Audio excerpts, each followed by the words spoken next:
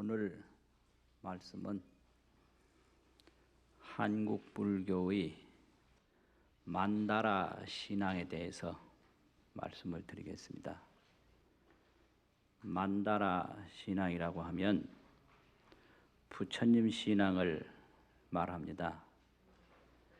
특히 한국에서는 그 독특한 체계를 가지고 부처님 신앙을 만다라 신앙으로 그렇게 해왔습니다. 이 만다라라고 하는 말은 인도말인데 본래 뜻은 본질, 아주 근본, 또 정수, 아주 정수다. 껍데기가 아니고 아주 알맹이, 정수다. 그런 뜻입니다. 그런데 이 부처님에게 해당되는 말로는 법신, 부처님의 몸은 법의 몸이다. 이래서 만다라는 바로 부처님의 진리의 몸, 부처님 진실 그 자체, 이런 말도 되고, 또 진언, 말씀이 그냥 형식에 갖추어진 말씀이 아니고 참 말씀이다. 이래서 진언이다. 이런 신앙이 만다라 신앙으로 발전을 합니다. 그런데 만다라라고 하는 그 말이 점점 의미가 이렇게 구체적으로 나타나서 이걸 중국 사람들이 번역을 할 때, 중국 번역은 구역과 신역이 있는데, 구역이라고 그러면 좀 오래된 번역, 남북조 시대 400년대에 구마라지바라고 하는 삼장법사가 중심이 돼서 그 400년대 남북조 시대의 번역을 구역이라고 그러고, 600년대 당나라 초에 현장 3장이 중심된 번역을 신역이라고 합니다. 그래서 이제 같은 그 범어라도 구역 시대에 어떻게 번역을 했느냐, 신역 시대에 어떻게 번역을 했느냐, 그 번역된 내용이 틀리거든요. 근데 이 만다라라고 하는 말을 원 의미는 본질, 정수 이런 의미인데, 중국에서 번역을 할 때 구역에 400년대에는 단이라고 번역을 했어요. 단, 불단, 단상이다. 단에다가 부처님 모신다. 이렇게 이제 번역을 하고, 또 도량이라, 우리 흔히 불도량, 무슨 문수도량, 나한도량, 사찰을 도량이라고 그러지요. 그래서 도량이라고 번역을 하고, 또 집합이라, 집합 모였다. 이제 구역시대는 이렇게 번역을 했습니다. 그런데 신역에 와가지고 600년대에는 어떻게 번역을 했느냐 하면은 윤원이다. 바퀴 윤자가 있고 둥글 원자가 있어요. 윤원. 윤원이라고 하는 건 뭐냐면은 이 바퀴가 있는데, 수레바퀴가 있는데, 그 수레바퀴의 둘레에서 바퀴 살이 전부 안쪽 바퀴 통으로 집중이 돼요. 그래서 수레바퀴 살이 복판에 있는 수레바퀴 통으로 집중된다. 이런 뜻이에요. 그래가지고 구족하다. 구족이란 말은 모자라는 것 없이 다 갖춰졌다. 이렇게 윤원구족이라 이렇게 번역을 해요. 그러니까 전 세계의 둘레에서 복판으로 모여드는 것처럼, 바퀴살이 바퀴통으로 모여드는 것처럼 전부 부처님, 보살님, 신장님, 나한님, 이런 성현 이 불보살, 나한 신장님들이 전부 하나의 불단으로, 하나의 법당으로 모여들어 계신다. 이게 만다라입니다. 이게 바로 윤원이라는 소리예요. 바퀴, 수레바퀴처럼 둥근 모습을 해가지고 전부 모여들어 계신다는 거죠. 그래서 한국 불교에는 법당 자체가 부처님 한 분을 모시는 법당이 아니라 만다라 법당입니다. 윤원구조. 그 수레바퀴 통으로 바퀴살이 모여들듯이 온 시방법계에서 모든 부처님이 다 오셔서 계시는 곳을 법당이라고 우리가 신봉하고 참배하고 있습니다. 그렇기 때문에 그 부처님 신앙의 의식을 보면 가장 많이 나오는 것이 보소청진언이라고 하는 게 있어요. 보소청. 너를 보자가 있고 불러드린다라는 부를 소자가 있습니다. 청할 청자. 보소청. 그 어디서 보소청을 하느냐 그러면 온 시방에 계시는 온 우주 만법계에 계시는 부처님을 전부 너를 보자 전부 다 오시도록 소청을 해요. 불러서 청을 합니다. 이게 신장님도 보소청을 하고 보살님도 보소청을 하고 나한님도 보소청을 하는데 이런 걸 전부 합해서 말할 때 삼보 통청이라고 그래요. 삼보 통청. 삼보를 전부 통괄적으로 다 청한다 이 말이죠. 그래서 광림법회 이 법회에 광림해서 수차 공양 이 공양을 받으십시오. 또 광림법회 수화정예 우리의 그 정성스럽게 올리는 예경을 받으십시오 하는 의식이 그게 중심인데 그것 자체가 만다라 신앙을 뜻하는 것이죠. 그래서 이제 시방에 항상 계시는 시방 상주 항상 계시는 부처님 보소청을 하고 또 온갖 그 법보도 가르침의 세계도 보소청을 하고 성보도 보소청을 해서 일체 시방 삼보가 한 법당에 전부 광림을 하게 되면 그 일체 삼보가 모이신 그 자리가 바로 만다라다 이 말이죠. 수레바퀴 둘레에서 바퀴살이 폭판으로 모여든 것처럼 온갖 도량에 둥그런 원을 이루고 광명을 이루어서 이제 계시게 됩니다. 그렇게 이제 계시게 되다 보니까 일단 오시면 소청을 했으면 그 다음에는 헌좌가 있어요. 헌좌진언이라고 하는 게 있습니다. 자리를 봉헌해서 올려드린다. 이게 헌좌입니다. 자리를 드려야 될 거 아니에요. 그 다음에는 이제 청좌 앉으시게 하고 그 다음에는 공양을 올리고 또 참회하고 축원하고 이런 의식이 만다라 신앙 의식인데 이런 것은 우리 그냥 평상시 말로 하는 게 아니라 한국 불교의 독특한 면은 대부분 이걸 진언으로 합니다. 진언으로. 그래서 보소청진언 이런 것도 전부 진언이고 보해향진언도 진언이고 전부가 이 진언으로 이런 의식을 봉행한다라는 뜻이에요. 그럼 이런 걸 전부 우리말로 하면 어떠냐 그러는데 이 불교 의식은 전부 이렇게 신비적이고 비밀로 이루어지는 의식이 그 생명이기 때문에 우리말로 그냥 이야기하듯이 할 때 그 독특한 불교 의식의 그 어떤 아주 특성이 조금 감해지지 않을까 하는 그런 두려움도 있게 됩니다. 그런데 이런 그 모든 의식을 진언으로 해서 하나하나가 진언으로 이렇게 진행이 되거든요. 그럼 이제 오시게 하려면 단을 만들어야 되는데 이 단을 한국 불교 사찰 만다라 신앙에서는 3단을 설치를 합니다. 3가지 단을 설치를 합니다.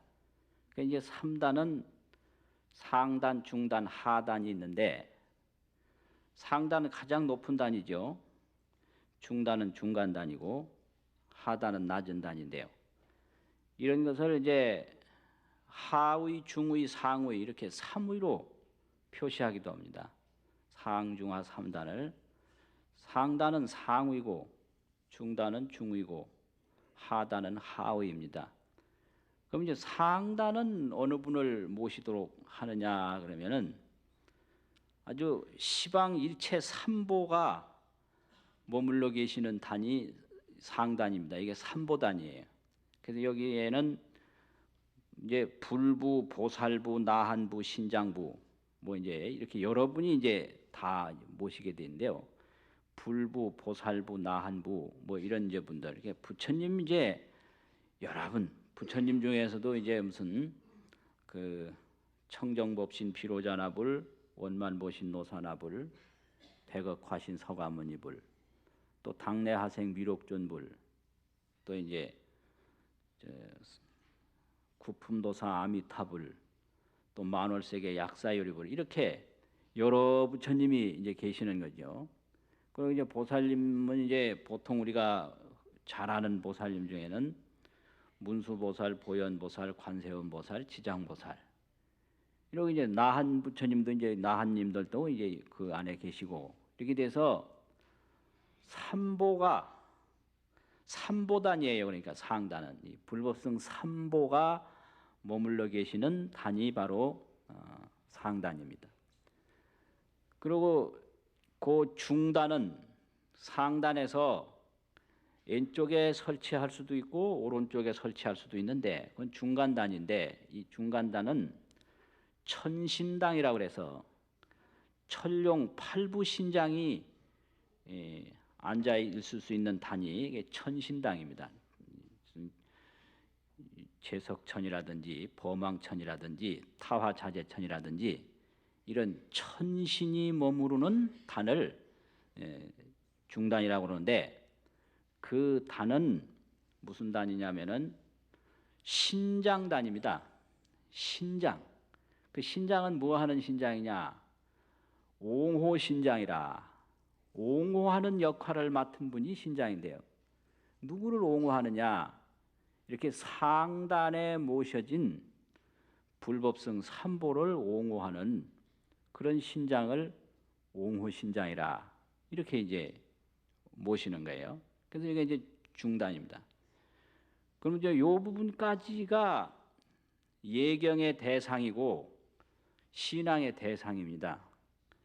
그러면 불법성 삼보가 이제 광림을 하시고 또 그 호법 신장들은 항상 그 불법성 삼보를 옹호를 해서 늘 이제 옹호를 해가지고 부처님을 받들면서 그 신앙하는 불자들을 항상 이 상선보락을 한다.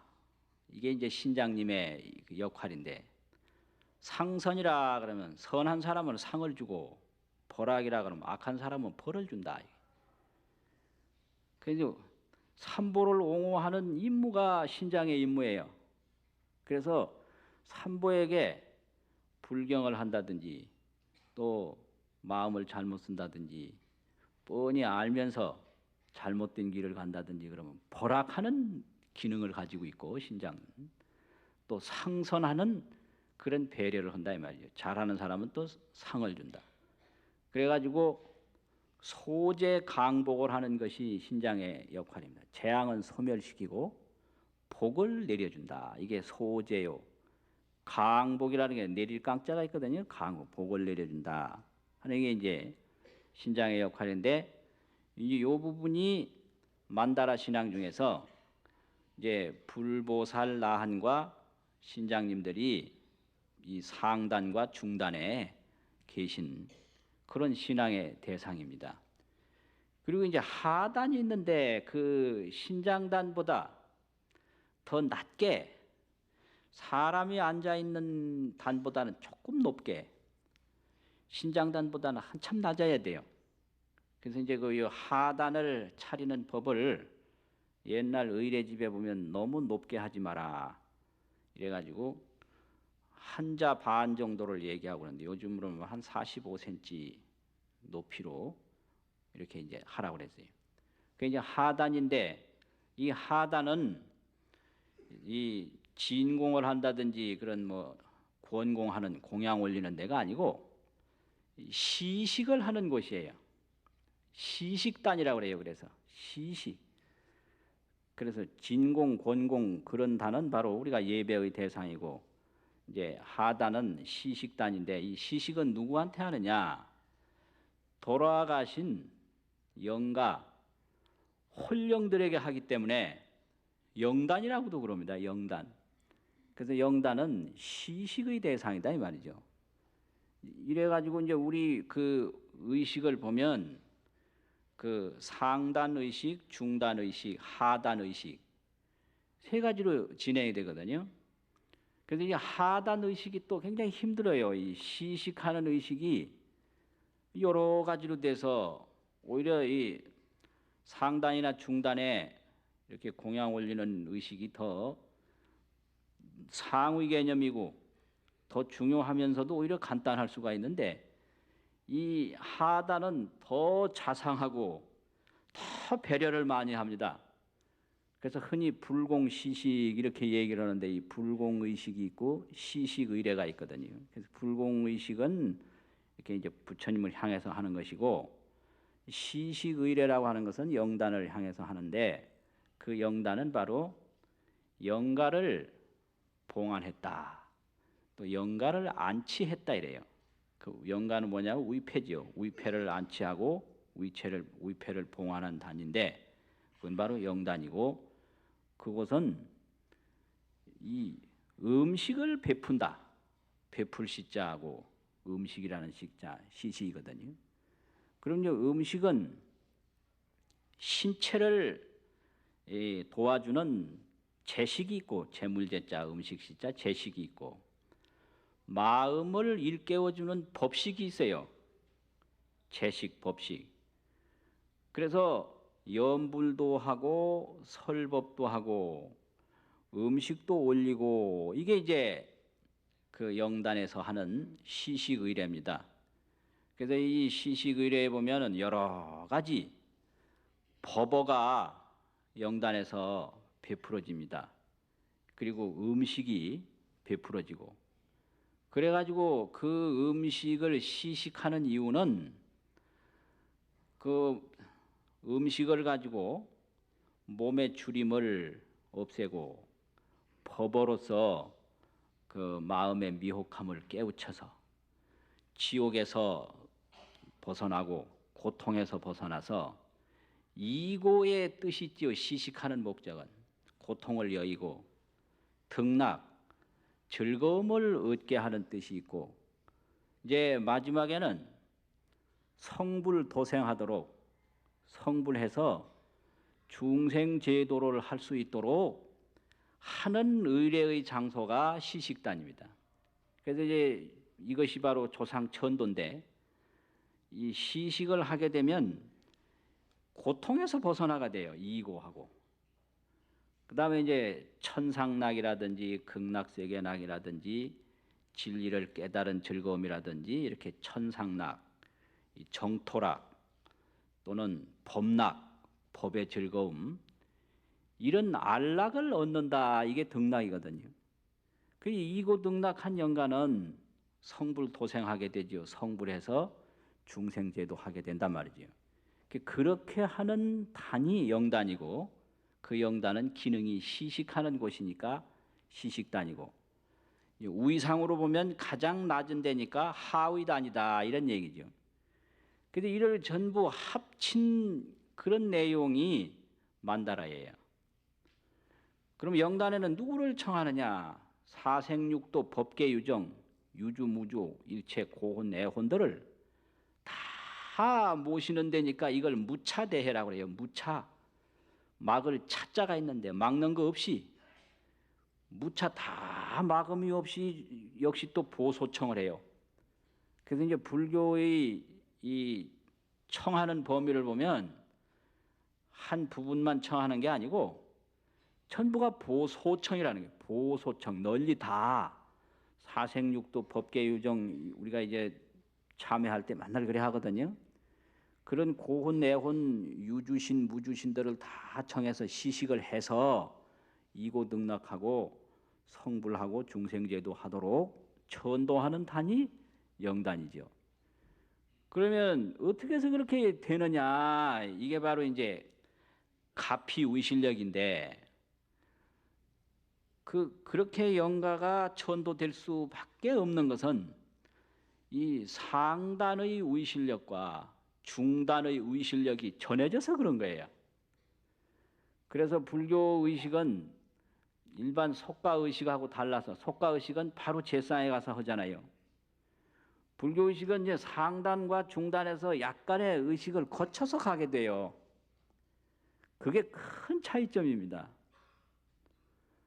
그냥 바로 제사 지내면은 그 제사 지내는 사람의 능력만 전해지겠지만은 불교 의식은 그게 아니고 이 사생육도 법계 유정의 온갖 영가들이 다 이고등락하고 성불하고 중생제도 하도록 전도하는 그런 의식인데 그렇게 되려면 불보살 나한 신장 이런 모든 분들의 가피와 자비와 신통력이 전해져서 그분들의 의실력으로 되기 때문에 먼저 이제 상단의 삼기의도 하고 축원해서 가게 되는 것이 이 불교의 아주 기본적인 의식인데 이런 것이 이 만다라 신앙에 3단을 설치하고 그 3단의 위상에 따라서 하나하나 예를 올리고 진행하는 것이 이게 이제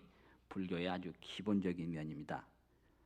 이렇게 되면은 우리 스스로 전생의 업장을 소멸하고 우리 스스로 뭐 소재 강복을 받아서 재앙은 소멸되고 복을 받고 또 이제 성불 도생하고 그걸로 끝나는 게 아니라 이 얼마나 자생하고 얼마나 배려가 깊은지 몰라요. 영단을 설치해 가지고요. 그 시식단을 마련해서 그 돌아가신 선망 부모 일체 시방 사생육도 법계 유정에 고혼들을 전부 모셔서 그렇게 이제 이고등락하고 성불하고 중생제도 하도록 한다는 게 이 만다라 3단 설치 이런 그 공양 이 시식의 의례가 굉장히 깊고 자상하고 넉넉하게 이루어진 겁니다. 근데 이제 이런 의미를 늘 와서 참가를 하고 해도 그게 전부 진언으로 돼 있고 이게 교리가 또 깊어요. 그래서 봐도 잘 모르게 돼 있습니다. 이게 잘 모르게 돼 있어서 그렇지 이게 굉장히 이 체제가 넓고 아주 이게 내용이 깊은 그런 의식으로 형성돼서 그런 의식으로 봉행을 하는 것이 만다라 신앙이거든요. 그래서 이제 이런 이제 만다라 신앙을 가만히 보면 이 동북아시아가 이제 대승불교인데 이 중국, 한국, 일본 이 동북아시아 아닙니까? 그래서 동아시아 중에서도 이 동북아시아권이 대승불교인데 이 대승불교 중에도 이제 중국 불교나 일본 불교는 종파 중심의 대승불교를 합니다. 예를 들면 화엄종이면 화엄 만다라만 이제 모시게 되고 화엄 의식만 봉행을 하게 되죠. 또 법화종이면 이제 법화경 교리에 따라서 법화경 의식만 봉행을 하게 되는데 한국 불교는 해통불교 성격이 있어서 해통이라는 것은 전부 모아서 통해 나가는 그런 성격이 있고 통합불교 성격이 있습니다. 한국 불교는 그래서 해통불교, 통합불교, 또 원흉불교 성격이 있어요. 그러니까 이제 진언론 이건 밀교, 비밀불교의 전통인데 우리는 진언도 하고 또 경도 읽고 이러거든요. 그래서 경을 읽는 걸 독경이라고 그러고 진언하는 거를 이제 그냥 진언한다고 그러는데 이 진언과 독경이 전부 이제 하나로 이루어지는 이런 식이 바로 통합불교적인 성격이고 회통불교적인 성격입니다. 이게 이제 한국불교의 특성입니다. 그래서 그 특성에 따라서 부처님 신앙할 때도 뒤에는 탱화를 모시고 앞에는 또 부처님 존상을 삼존상이라든지 뭐 칠존상이라든지 구룡사 상단에는 많은 부처님을 모시게 되거든요. 천불상, 만불상 이렇게 이제 모시게 되는 것이 이제 한국 불교의 특징이죠. 또 중단에는 옹호 신장단을 모셔서 다 이제 소제 강복을 하도록 재앙은 소멸하고 복을 내려주시도록 그래 하고 그런 그 가피가 영단으로 또 전해져 가지고 일체 이제 고혼들이 다 이고등락하고 이렇게 구제되도록 하는 이런 건데 이게 그대로 만다라 신앙입니다. 그래서 이 만다라 신앙으로 이제 보면 법당에 탁 들어가는 순간에 무슨 의미가 있느냐? 부처님이 대방광불 화엄경 탁 말씀하는 그 도량에 우리가 참가한 겁니다. 의미적으로 화엄만다라를 그대로 법당 안에 모시고 많은 이제 성중이 거기에 강림해서 운집해 계시잖아요. 또 부처님께서 금강 반야바람일 말씀하는 그 아주 거룩한 그 법회장에 우리가 탁 들어가는 거예요. 그게 법당에 들어가는 의미입니다. 이게 만다라 신앙이에요. 또 법당에 들어가는 순간에 이제 영산회상에서 부처님 법화경 확 말씀하실 때 거기에 청법대 중에 하나로 우리가 들어가게 된다 이 말이지요. 그래서 이제 그러한 내용으로 하고 또 이제 아미타불님 그 극락세계에 미타만다라를 이제 모신 장소에 간다 그러면 우리가 극락세계에 들어가서 아미타불님이 설법하시는 그 설법을 듣고 공양을 올리고 서원하고 하는 그 장소에 우리가 들어간 것이 바로 이 법당을 만다라식으로 꾸미게 되는 아주 중요한 그런 내용이 이제 됩니다. 그래서 이제 이러한 믿음을 가지고 이제 이렇게 공양을 올리고 서원을 하고 하는 것이 아주 매우 중요한 일이죠. 그렇게 돼서 이런 것을 이제 신심에서 나오는 공덕행인데 이 신심으로 이런 여러 가지 그 부처님을 모신 만다라 도량을 참배를 하고 예배를 하고 축원을 하게 되는 거죠. 그래서 이 사람이 살아가는 그 내용을 보면 요즘 이제 사회학적으로 요즘 인간학적으로 어떻게 얘기를 하느냐 그러면 사람 첫째로 생물학적인 존재라고 그래가지고 생물체다 인간이라는 건 죽어 있는 게 아니고 살아있다라는 거죠.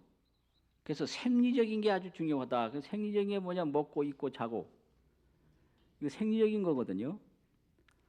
이제 그 다음에 심리적인 걸 둬요. 요즘 학문에서는 그 생각을 어떻게 하느냐, 이 심리적인 거.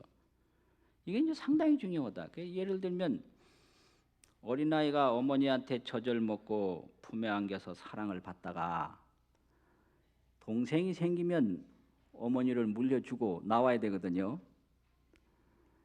이러면 생리적으로는 내는 먹을 거 먹고 잘 거 자고 입을 거 입고 별로 게 달라진 게 없어요. 그런데 이게 아웃한다고 그래가지고 동생한테 어머니 물려준 아이들은 대부분 고생을 합니다. 까칠하게 되고. 이거는 생리적인 게 아니고 심리적인 거죠. 심리적인 거. 요즘도 그 젊은 사람들이 그 연애할 때는 그렇게 잘해주던 남자가 결혼하고 나니까 태도가 아주 완전히 바뀌었다고 하소연하는 사람 상당히 많아요. 자꾸 그러니까 어떤 남자는 그래요. 그 답답한 소리 좀 하지 말라고. 뭐가 답답하냐니까. 저 낚시질하는 사람을 한번 봐라.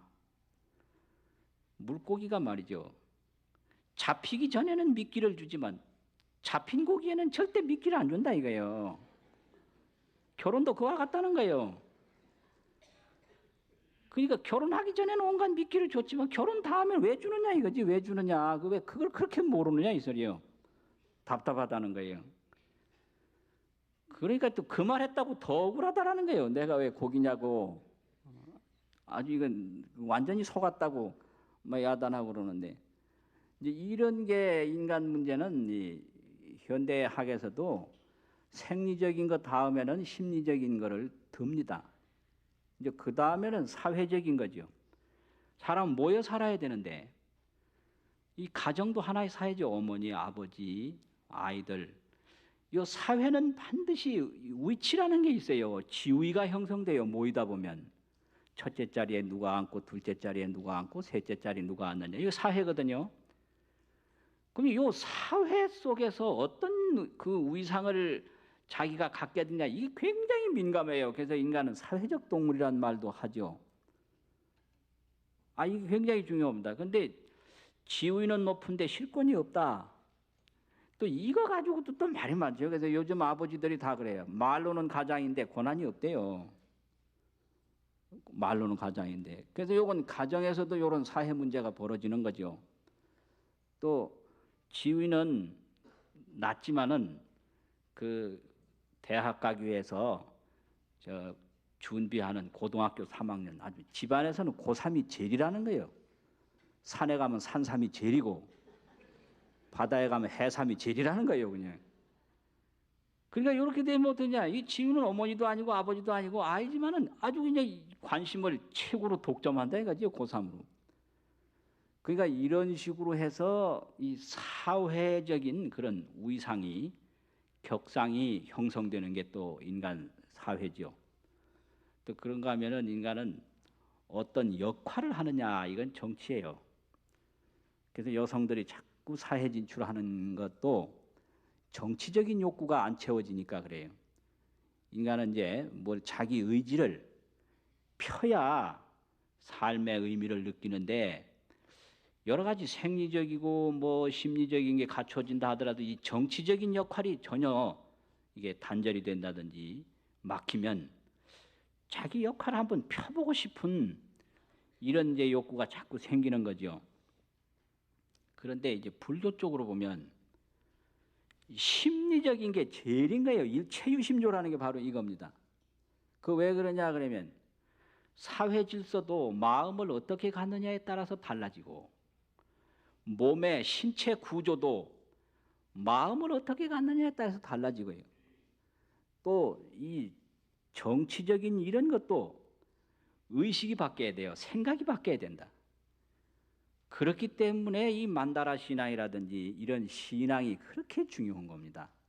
그래서 모든 문제는 이 신심과 서원, 공덕, 이것으로 풀어가야 사회 문제도 풀어갈 수 있고 정치 문제, 이 생리적인 문제도 풀어갈 수가 있는 겁니다. 근데 이제 요즘에 그 사회과학이나 일반 과학에서는 그렇게 말하면 이건 종교에 속한다 이래가지고 영역 밖으로 보는 거죠. 근데 실제로 보면은 정신이 바뀌어야 신체도 바뀌고 사회도 바뀌고 정치도 바뀝니다.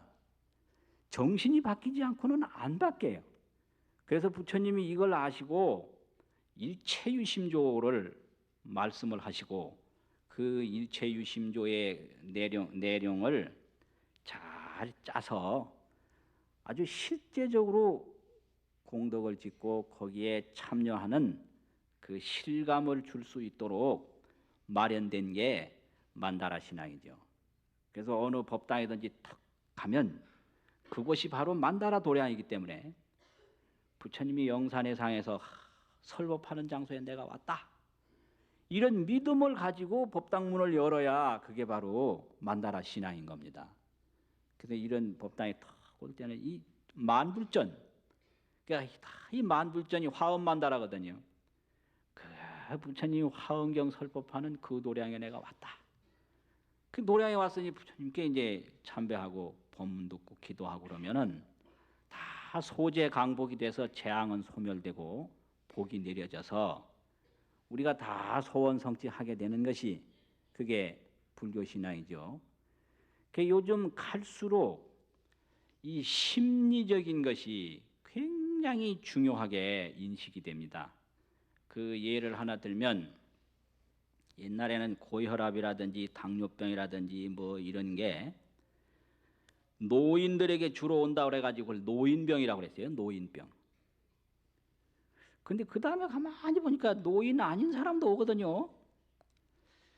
그래서 그 다음에는 성인병으로 그걸 병명을 바꿨습니다. 노인병이 아니고 요즘 성인병이에요. 성인은 뭡니까? 뭐 20세만 넘어가면 성인 아닙니까? 성인이라고 그러면 아주 높은 분이고 성인 이룰 성자. 그 한문에는 이 고저가 있어요. 장단이 있습니다. 성인 성자는 높은 글자니까 성인 이래야 되고 이룰 성자는 낮은 글자니까 성인 이래야 돼요.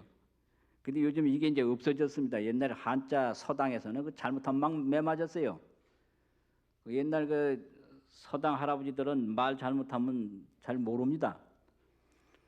그래서 아주 몰라요. 그래서 저 왜 방송국에서 음성 녹음하는 사람 있지 않습니까? 그건 성우가 아니고 성우입니다. 그냥 성우. 소리성자 낮은 글자예요. 성우. 그다음에 이제 성스러운 버치다 때문에 성우 이래야 되거든요. 근데 이거 이제 다 없어지고 그랬는데 이렇게 성인병이라고 그랬죠. 나이 든 사람에게 온다고. 근데 요즘은 이 말도 또 바뀌어요. 요즘 성인병이라고 그러면 이게 조금 뒤떨어진 사람이에요. 현대 용어 잘 모르는 사람입니다. 왜 그러냐 그러니까 아이에게도 그런 성인병이 옵니다. 아이들에게도. 꼬마들한테도요. 당뇨가 오고 뭐가 오고 막 와요. 그래서 요즘에는 이걸 현대병이라고 그래요. 현대병. 처음엔 노인병이라고 하다가 그 다음에 성인병이라고 하다가 요즘 현대병이라고 그래요.